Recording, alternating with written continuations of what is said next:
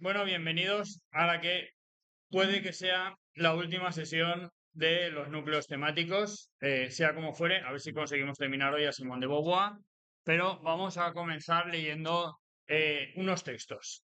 Me gustaría que hiciéramos comentarios de texto, pero ya sabéis que no nos da tiempo si queremos terminar el temario. Simplemente vamos a intentar leerlos con atención y ya está. Bien, estos son unos fragmentos de la obra más importante de Simone de Beauvoir, El segundo sexo. La mujer no es nada más que lo que el hombre decide que sea. Así se le llama el sexo, queriendo decir con ello que aparece esencialmente ante el hombre como un ser sexuado. Para él, ella es sexo, y lo es de un modo absoluto. Se determina y se diferencia en relación al hombre y no en relación a lo que ella misma es. Ella es lo inesencial frente a lo esencial. Él es el sujeto, el absoluto. Ella es lo otro. Bien, como vemos, pues en este fragmento se ejemplificaría perfectamente cómo ella piensa que la mujer ha sido construida como lo otro, ¿no? Como lo otro del hombre, ¿ok? El varón realiza el aprendizaje de los juegos de su existencia como un libre movimiento hacia el mundo. Rivaliza en dureza e independencia con los otros varones y desprecia a las niñas. Cuando trepa a los árboles, como cuando pelea con sus amigos o los enfrenta en juegos violentos, capta su cuerpo como un medio de dominar a la naturaleza y un instrumento de combate. Se enorgullece tanto de sus músculos como de su sexo, y a través de los juegos, portes, luchas, desafíos, pruebas, encuentra un empleo equilibrado de sus fuerzas. Conoce al mismo tiempo las lecciones severas de la violencia y aprende a recibir los golpes y despreciar el dolor, las lágrimas de la primera edad. Emprende, inventa, se atreve, se hace ser al hacer, con un solo movimiento. ¿No? Aquí está haciendo una descripción de la construcción de la subjetividad del varón, ¿vale? Frente a esto, la construcción de la subjetividad de la mujer. En la mujer, por el contrario, hay desde el principio un conflicto entre su existencia autónoma y su ser otro. Le han enseñado que para agradar hay que hacerse objeto, por lo cual tiene que renunciar a su autonomía. Es tratada como una muñeca viviente y le niegan su libertad, con lo que se anula en un círculo vicioso. Pues cuanto menos ejerza su libertad para comprender, captar y descubrir el mundo que la rodea, menos recursos encontrará en sí misma y menos se atreverá a afirmarse como sujeto, ¿vale?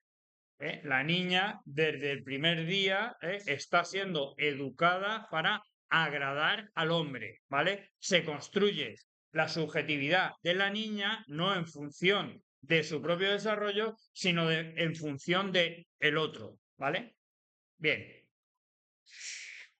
Mientras no se haga realidad una perfecta igualdad económica en la sociedad, y mientras las costumbres no permitan a la mujer disfrutar como esposa y amante de los privilegios que corresponden a algunos hombres, el sueño de un éxito pasivo se mantendrá frenando su propia realización, ¿no? Aquí nos está hablando Simone de Beauvoir precisamente de su concepto de emancipación, ¿no?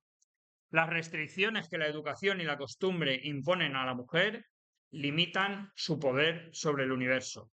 A ver, esperar un momento que no sé qué le ha pasado a la pantalla.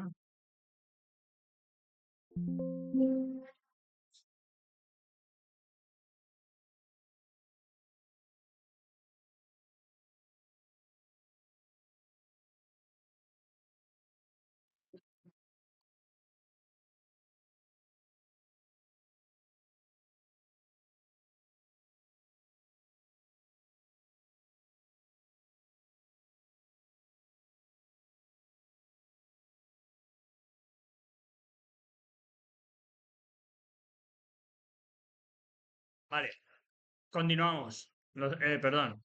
El privilegio económico que disfrutan los hombres, su valor social, el prestigio del matrimonio, la utilidad de un apoyo masculino, todo empuja a las mujeres a desear ardientemente gustar a los hombres. Siguen estando en su conjunto en posición de vasallaje. El resultado es que la mujer se conoce y se elige no en la medida en que existe para sí, sino tal y como la define el hombre. Y por último, el día que una mujer pueda no amar con su debilidad, sino amar con su fuerza, no escapar de sí misma, sino encontrarse, no humillarse frente al otro, sino afirmarse, ese día el amor será para ella, como para el hombre, fuente de vida y no un peligro mortal, ¿no? Démonos cuenta cómo Simone de Beauvoir está aquí en este caso denunciando cómo el concepto de amor romántico, ¿eh? Concepto de amor romántico que seguramente existe desde la época de los trovadores, ese amor romántico en el cual ellas son princesitas, ¿no? Y, ay, que no pueden respirar, ¿no? Por el príncipe amado y las mariposas en el estómago y todo eso. O sea, ese concepto de amor, que no es sino entrega al varón, ¿vale? Al final nos dice Simón de Beauvoir lo que se convierte es en un peligro mortal para las mujeres, ¿vale? Bien, continuamos con la teoría. La relación entre libertad y opresión.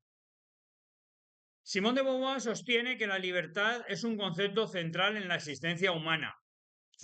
Recordemos que Simón de Beauvoir proviene de la corriente existencialista y en la corriente existencialista se daba un peso importante a la libertad, porque al nacer no tenemos ningún tipo de esencia y la esencia se ha de ir construyendo y se construye a través de nuestras elecciones, ¿vale? Es decir, la libertad es fundamental en el existencialismo. Somos libres de hacer lo que queremos, de lo que queramos, excepto de ser libres. O sea, no podemos renunciar a nuestra propia libertad, ¿vale? Recordémoslo, en el existencialismo la libertad era un pilar fundamental, ¿no? Así, en Simone de Beauvoir, ¿no? Que es la aplicación del existencialismo a la teoría feminista, pues la libertad de la mujer va a ser igualmente un pilar fundamental. La mujer viene al mundo sin esencia, se ha de construir a sí misma, ¿no? Y para construirse a sí misma necesita llevar a cabo ciertas elecciones, pero desgraciadamente no es libre, ¿vale? Desgraciadamente no es libre para poder elegir lo que quiera, ¿no? Y lo que está reclamando Simone de Beauvoir precisamente es esa libertad en las mujeres, igual que la tienen los hombres. Igual que la tienen los hombres, que la mujer pueda elegirse a sí misma, ¿no? Que no venga con un patrón determinado de tiene que ser madre, tiene que cuidar la casa, tiene que esto, tiene que lo otro, ¿no? Sino que desde el primer día pueda elegir ella lo que quiere ser y ya está, ¿vale? Por lo tanto, en Simone de Beauvoir la libertad va a ser un pilar fundamental de su teoría sobre la mujer. La libertad es un concepto central de la existencia humana, pero la opresión de las mujeres impide su plena realización, ¿vale? Ahora vamos a ver cómo están oprimidas, ¿no? Analiza la relación entre la libertad y opresión desde varias perspectivas. En primer lugar, la libertad como proyecto. ¿Qué es proyecto? ¿Qué es proyectar? Es proyecto, ¿vale? Algo que está deyecto, que está tirado aquí, delante de mí. Sin embargo, el proyecto es algo que yo hago anteriormente, o sea, pienso anteriormente cuál va a ser el estado de algo, ¿vale? Por lo tanto, el proyecto siempre es proyecto hacia el futuro, ¿vale? El proyecto es una cuestión temporal, ¿vale? Yo proyecto lo que quiero ser, proyecto lo que quiero ser.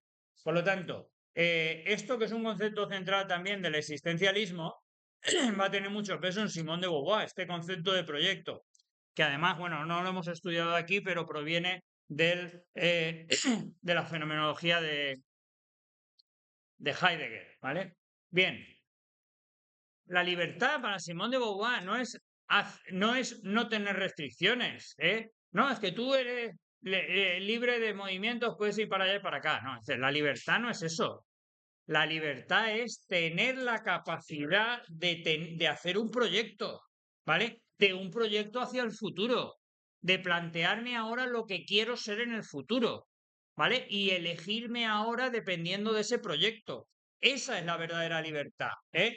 No tener restricciones, ¿eh? La libertad. Lo mismo me da coger esto que coger lo otro. Soy libre. Y dices, no, no, eso no es la libertad. La libertad es precisamente cuando no me da lo mismo esto que lo otro, sino que yo elijo porque me he creado yo un proyecto, ¿vale? Y esto es lo que se le niega a la mujer la mayoría de las veces. La mujer ya nace como proyecto hecho, ¿vale? Ya nace como, con una misión, con un propósito, ¿eh? Tiene que ser madre, yo qué sé, la perpetuación de la especie, por gilipolleces de cualquier tipo, ¿vale? Es decir, lo que Simón de Beauvoir nos está diciendo, la verdadera libertad es cuando la mujer sea capaz de elegir su propio proyecto, ¿vale?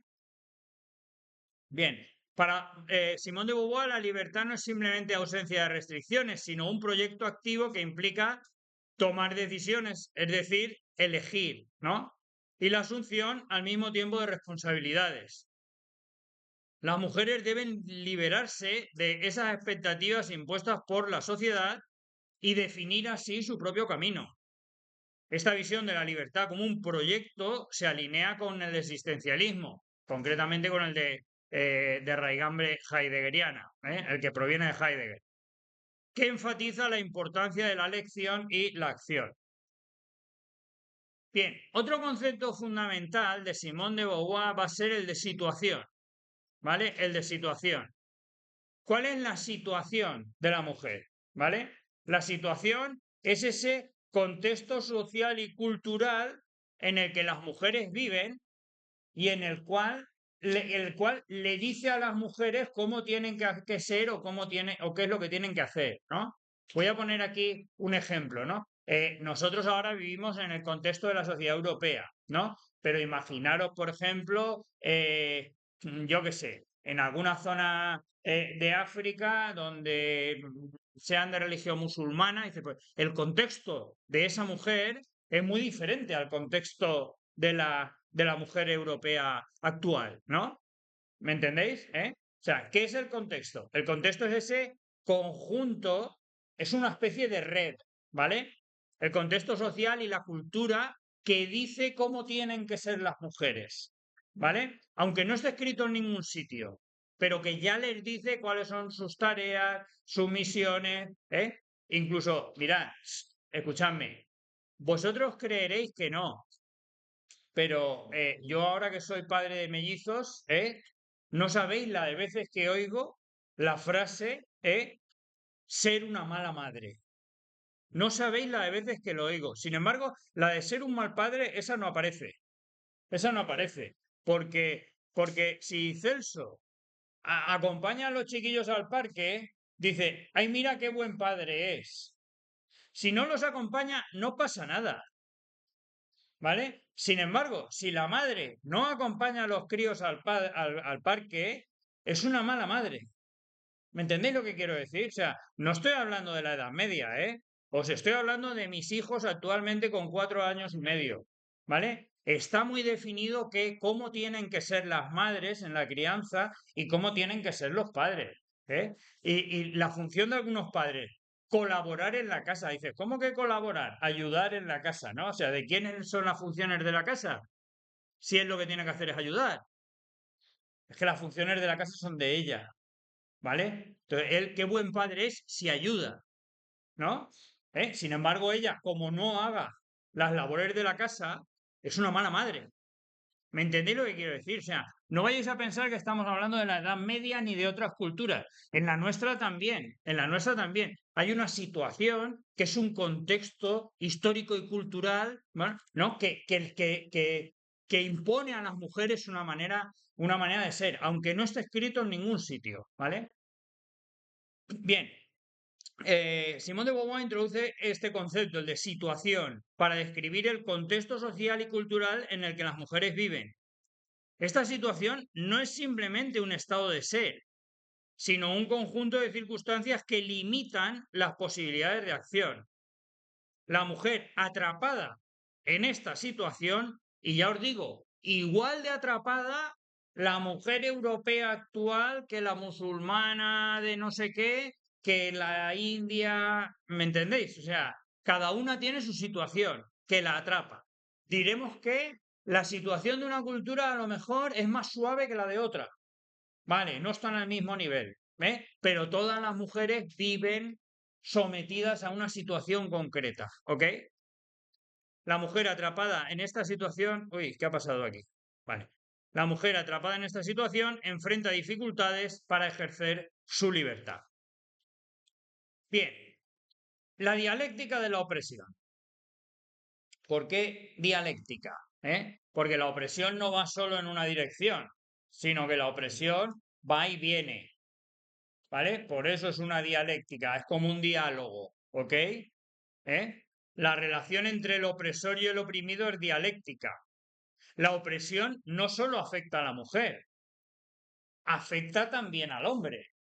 Porque desde el momento en el que a la mujer se le da una situación y esa situación son un conjunto de roles, eso revierte también en una situación para el hombre, que tiene otro conjunto de roles que tiene que cumplir, quiera o no quiera, ¿eh? Y como no seas muy macho y como no seas tal, pues entonces ya empiezas que sí a ser un afeminado, que si mariquita, que si esto, es decir, la opresión es opresión en las dos vías.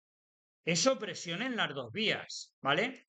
Entonces, si luchamos por eliminar la opresión, luchamos por eliminar la opresión en las dos direcciones, no solo en una dirección, ¿vale?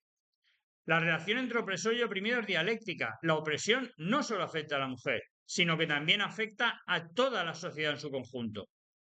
Simón de Beauvoir sostiene que la opresión de las mujeres perpetúa una estructura de poder que deshumaniza tanto a hombres como a mujeres, porque los hace como partícipes de un rol, de una película, ¿no? Tienen que cumplir un papel, ¿vale? Al luchar por la igualdad, la sociedad puede avanzar hacia una mayor libertad y justicia, pero mayor libertad y justicia de los dos, no solo una mayor libertad y justicia de las mujeres, ¿vale? Bien, vamos a ver, estamos terminando ya las influencias que ha tenido Simone de Beauvoir, pues tanto en la corriente feminista como en el ámbito de la ética, ¿vale? Y las corrientes que ha tenido en el mundo contemporáneo, ¿vale? Bien, la ética de Simone de Beauvoir se centra en la libertad y la responsabilidad.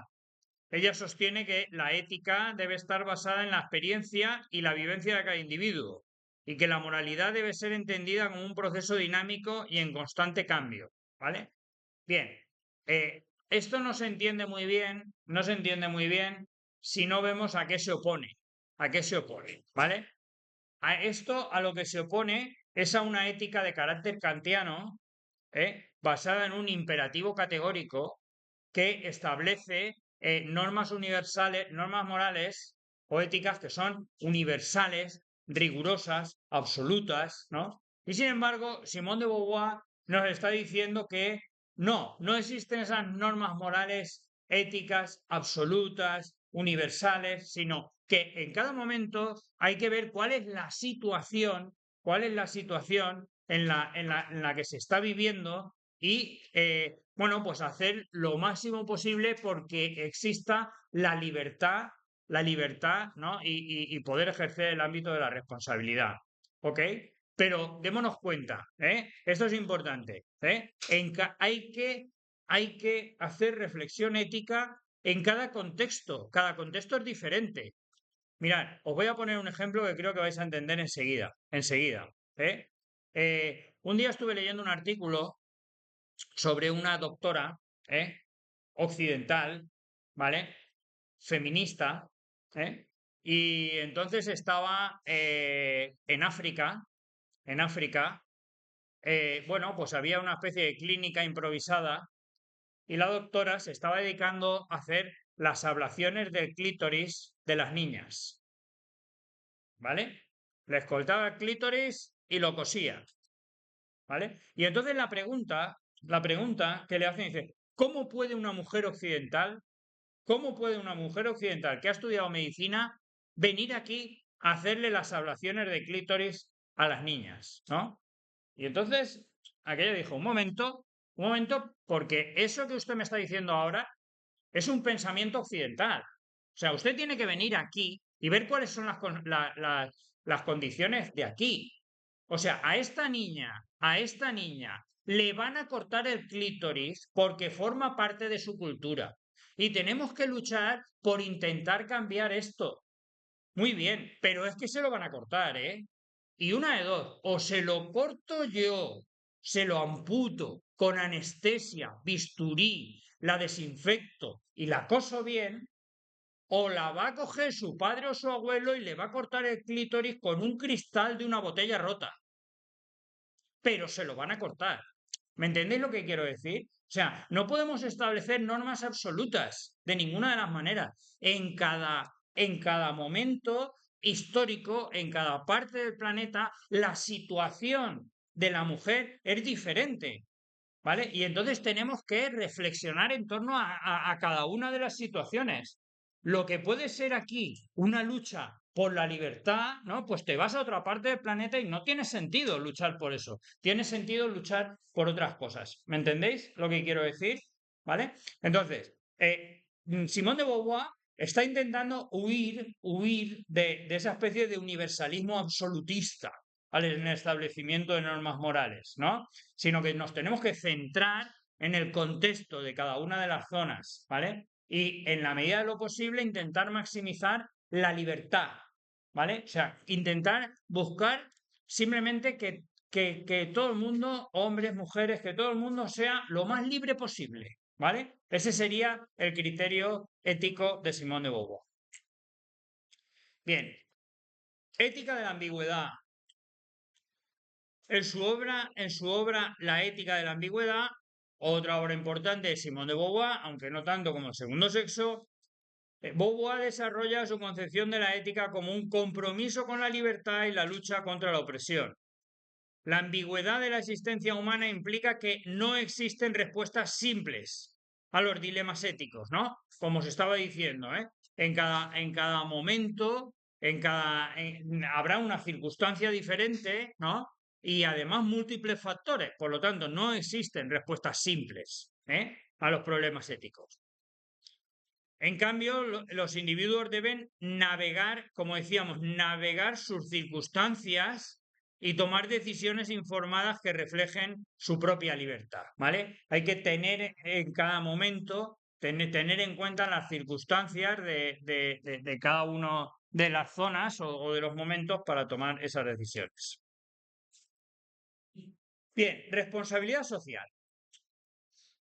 Simone de Beauvoir enfatiza la responsabilidad social de los individuos. La ética no solo se trata de elecciones personales, sino también de cómo estas elecciones impactan a los demás. Mirad esto de la imagen de la derecha de la presentación. Lo personal es político, ¿vale? A ti te podrá parecer que cómo te comportas tú con tu pareja, eso es una cuestión personal, ¿no? Pertenece a mi vida privada. Y dices, no, no, eso no pertenece a tu vida privada. ¿Cómo te comportas tú con tu pareja? Eso es un asunto político, ¿vale? Porque estás modificando la sociedad, porque estás sirviendo de ejemplo a otras parejas. Oye, estoy poniendo el ejemplo de la pareja, por no meterme en más rollos, ¿vale? Es decir, no existen para Simone de Beauvoir esas elecciones que son únicas y exclusivamente personales. No, cada elección que tú haces sobre tu persona ya es una elección política, porque estamos todos viviendo en una misma sociedad, ¿vale? Cuando tú te vistes de una determinada manera, voy a poner ahora el ejemplo de la ropa, ¿no? Cuando tú decides salirte de la moda, cuando tú decides ser auténtico o auténtica y vestirte de una determinada manera, no solo es una elección personal, estás modificando a toda la sociedad en su conjunto. ¿Sí o no? Y si no, solo tenéis que ir a Londres y ver cómo se visten en Londres. Dices, madre mía, Madre mía, en comparación con Londres, Elche parece que vayamos todos iguales, todos de uniforme, en comparación con Londres. Dices, ¿cómo puede ser? Aquí cada uno se viste, pues claro, o sea, al final, tus elecciones personales son elecciones que modifican a la propia sociedad, ¿vale? Pues en cuestiones feministas y de pareja, lo mismo, ¿vale? En este sentido, el feminismo no es solo una lucha por la igualdad de las mujeres, sino también un llamado a la responsabilidad colectiva en la búsqueda de una sociedad más justa. Olvidémonos eso, olvidémonos, o bueno, no lo olvidemos si no queréis, ¿no? Pero añadamos que no estamos luchando por las mujeres, estamos luchando por una sociedad más justa entre hombres y mujeres, ¿ok? Bien, críticas que se le han hecho a Simone de Beauvoir. A pesar de su impacto, la obra de Simone de Beauvoir ha enfrentado críticas y controversias, tanto en su tiempo como en el presente. La primera viene del feminismo interseccional, ¿vale? ¿A qué nos referimos con feminismo interseccional? Simone de Beauvoir solo habla, entre comillas, de la opresión de la mujer por parte del hombre. Pero a Simone de Beauvoir se le olvida, por ejemplo, que la mujer no solo está oprimida por parte del hombre. Es que Simone de Beauvoir era una mujer francesa de color blanco, perteneciente a la burguesía pudiente, pero también hay personas de otro color, de otra nacionalidad, de otro rango económico, ¿no? Y al final la opresión no solo es entre hombres y mujeres. Es decir, no, lo peor seguramente no va a ser la mujer, sino lo peor seguramente será la mujer inmigrante, en paro. Es decir, la opresión nunca se da sola, en un solo sentido, sino que hay opresión económica, opresión cultural, opresión étnica, hay diferentes tipos de opresión. Y la opresión machista es una, pero no es la única. ¿Vale? Esto es algo, esta crítica no solo se le hace a Simone de Beauvoir, sino que hay voces críticas contra el feminismo en su conjunto. Porque el feminismo en su conjunto actualmente muchas veces está o reduciendo la opresión solo a opresión patriarcalista de los hombres sobre las mujeres, ¿no? O por lo menos olvidando el resto de opresiones, ¿no? Ya no se habla de los pobres, de la inmigración, de cuando son opresiones que también están sufriendo las mujeres. ¿Me entendéis? Feminismo interseccional. El nuevo tipo de feminismo, que no solo quiere pensar en la opresión patriarcalista, sino estudiar a la mujer como objeto de múltiples opresiones que vienen en diferentes ángulos, ¿vale? Bien, algunos críticos argumentan que la perspectiva de Simone de Beauvoir tiende a centrarse en la experiencia de las mujeres blancas de clase media, lo que limita su capacidad para abordar la diversidad de experiencias de las mujeres. Este enfoque ha llevado al desarrollo de un feminismo interseccional, que considera cómo factores como la raza, la clase y la sexualidad interactúan con la opresión de género, ¿vale? Hay siempre un cóctel de opresiones, no simplemente es una opresión, no solo es que el hombre esté oprimiendo a la mujer, no podemos ser así de reduccionistas, ¿vale? Sino que hay muchas otras opresiones. El rol de la maternidad. Por otra parte, también se le critica a Simone de Beauvoir que parece que haya menospreciado el rol de la maternidad, ¿vale? Cuando hay corrientes del feminismo actual oye, que no quieren deshacerse del rol de la maternidad.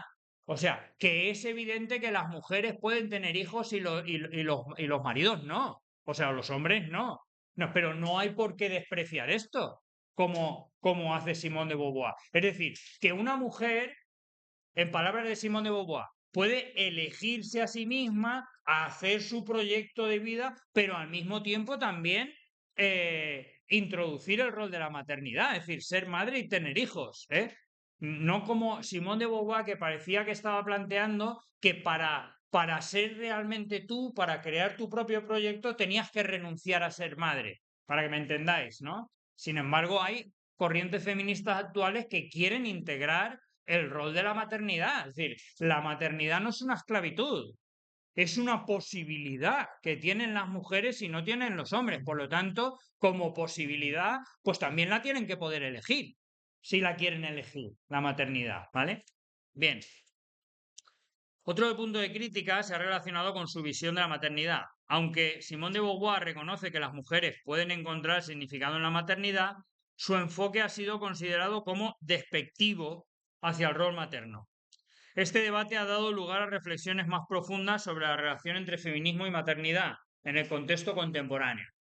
Ya os digo que hay feministas actuales que reivindican también la maternidad. No pasa nada, se puede ser feminista y ser madre al mismo tiempo. Bien, para terminar, el legado de Simone de Beauvoir. Simone de Beauvoir ha dejado un legado significativo en el pensamiento feminista y la filosofía contemporánea. Su obra ha influido en generaciones de pensadores y activistas que han continuado la lucha por la igualdad de género. Estoy pensando incluso feministas actuales como Judith Butler, ¿no? Judith Butler, que están en estos momentos escribiendo sobre la deconstrucción de las categorías de género, ¿vale? Se han construido históricamente las categorías de género, pues también las podemos deconstruir, ¿vale? Es decir, démonos cuenta que las feministas actuales están bebiendo de los textos de Simone de Beauvoir, de estas primeras ideas iniciales de Simone de Beauvoir, de el género es una construcción, no es algo con lo que se nace, ¿vale? Sino que es algo que te puedes construir y te lo puedes construir como quieras. Por no decir, bueno, ya sabéis a día de hoy que ya no solo el feminismo, a día de hoy tenemos personas hetero, cis, trans, es decir, tenemos personas de género fluido, es decir, todo este abanico de diversidad de género hace pie en las ideas de Simone de Beauvoir. O sea, con el género no se nace, el género se hace, se construye y te lo puedes construir como quieras, ¿vale? Bien, su obra ha influido en generaciones de pensadores y activistas que han continuado la lucha por la igualdad de género. Por ejemplo, como decíamos, el feminismo contemporáneo. El feminismo contemporáneo debe mucho a las ideas de Simone de Beauvoir. Su análisis de la opresión de las mujeres y su llamado a la emancipación han servido como inspiración para movimientos feministas en todo el mundo.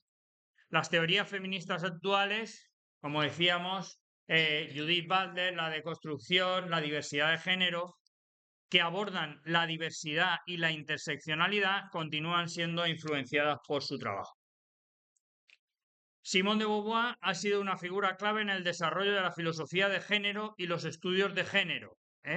Su trabajo ha sido fundamental para la formulación de teorías sobre el género y la identidad, explorando cómo estas categorías son construcciones sociales que requieren un análisis crítico y que, como toda construcción social, si se ha construido así, se puede construir de otra manera. Por lo tanto, podemos cambiar nuestros roles de género, ¿no? Ahí os pongo en el dibujo de la derecha, pues como veis, la diversidad de géneros que tenemos a día de hoy, ¿no? Antes solo había hombres y mujeres, ahora tenemos hombres, mujeres, género fluido, trans, tenemos de todo, ¿vale? Bien, por último, cultura y literatura. Además de su contribución filosófica, simplemente no vamos a estudiar obras de Simone de Beauvoir en el terreno de la literatura, pero sí que por lo menos nombrarlo, ¿no? Que Simone de Beauvoir también impactó en el mundo literario y cultural. Sus novelas, ensayos y obras de teatro abordan temas del existencialismo, género y la condición humana, convirtiéndola en una figura relevante en la literatura del siglo XX. Conclusiones. Simone de Beauvoir es una de las pensadoras más influyentes del siglo XX y su obra ha tenido un impacto duradero en la filosofía y en el feminismo. A través de su análisis de la opresión de las mujeres y su crítica a las construcciones de género, Beauvoir ha desafiado las normas sociales y ha abierto nuevas vías de pensamiento sobre la libertad, la responsabilidad y la ética. El segundo sexo sigue siendo un texto fundamental, que por cierto, antes, cuando teníamos tiempo en el temario, lo leíamos en segundo de bachillerato. Claro, ahora no nos da tiempo a leer el segundo sexo en segundo de bachillerato. Pero de verdad que como lectura de verano os lo recomiendo. O sea, cuando tengáis tiempo y tranquilidad, coger el segundo sexo de Simone de Beauvoir, porque es un texto muy accesible y agradable, ¿vale? Para introducirnos en el pensamiento contemporáneo y en el feminismo. Como digo, el segundo sexo sigue siendo un texto fundamental en el feminismo contemporáneo y su legado perdura en las discusiones actuales sobre la igualdad de género. A medida que el feminismo continúa evolucionando, las ideas de Beauvoir siguen siendo relevantes, ofreciendo herramientas críticas para comprender y desafiar la opresión en sus múltiples formas. Por favor, un momento de silencio, estamos terminando.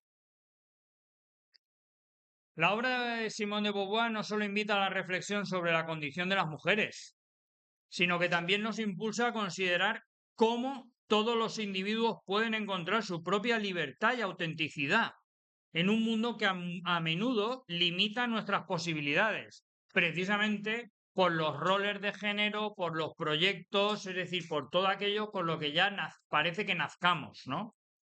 En este sentido, su filosofía se convierte en un llamado a la acción y a la lucha por una sociedad más justa y equitativa. Bueno, pues sin más, terminamos aquí Simón de Beauvoir y en la próxima sesión vamos a intentar ver los dos núcleos contextuales que nos quedan, aunque no sé si nos va a dar tiempo. Muchas gracias por vuestra atención.